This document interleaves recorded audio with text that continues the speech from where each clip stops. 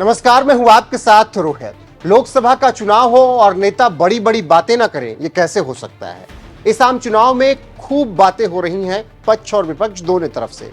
इसी कड़ी में दुमका में नरेंद्र मोदी ने एक रैली के दौरान रविवार की छुट्टी को खत्म करने की तरफ इशारा कर दिया है। चलिए बताते हैं क्या कुछ कहा है पीएम मोदी ने इस रिपोर्ट में।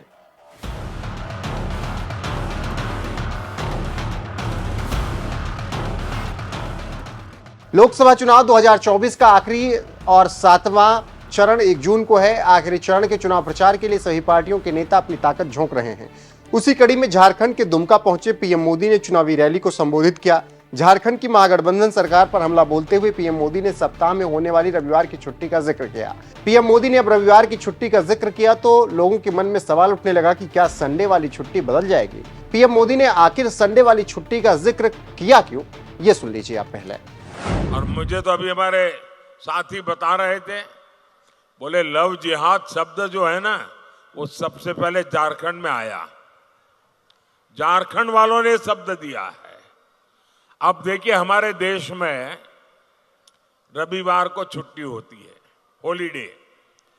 क्योंकि जब अंग्रेज यहां राज करते थे तो ईसाई समाज हॉलीडे मनाता है, पवित्र दिवस।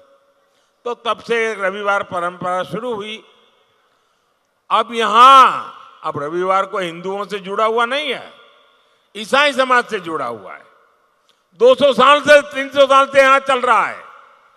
अब उन्होंने एक जिले में रविवार की छुट्टी पर ताले लगवा दिए, बोले शुक्रवार को छुट्टी होगी।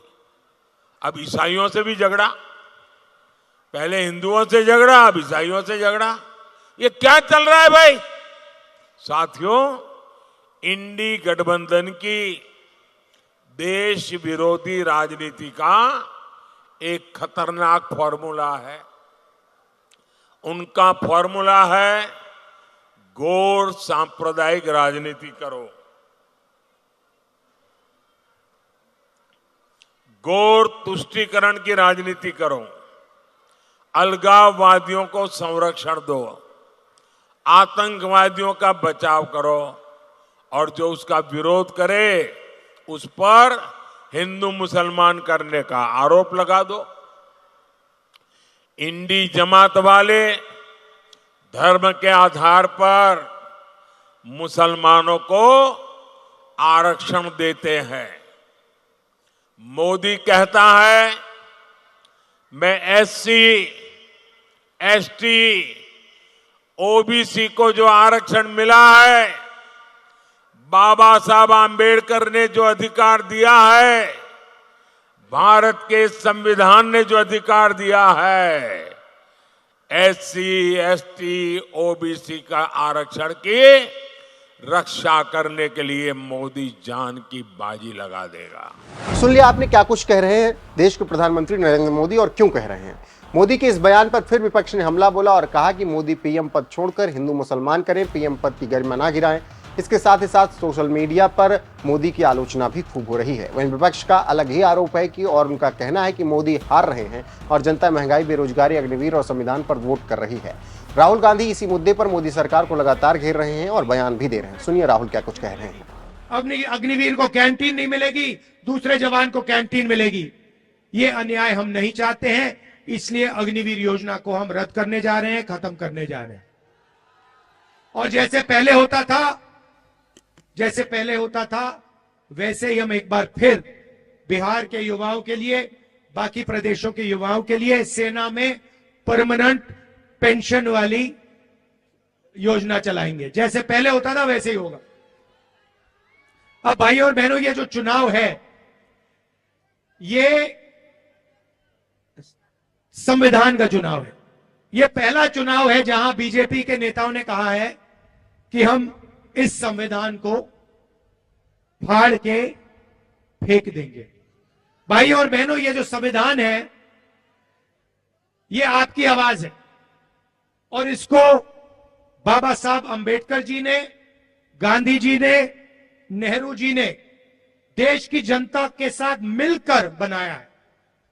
और मैं नरेंद्र मोदी और उनके चमचों को कहना चाहता हूं कि दुनिया में कोई शक्ति इस संविधान को छू तक नहीं सकती है।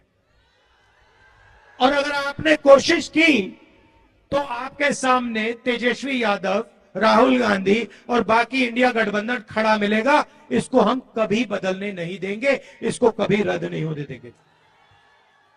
भाई और बहनों, इसके आने से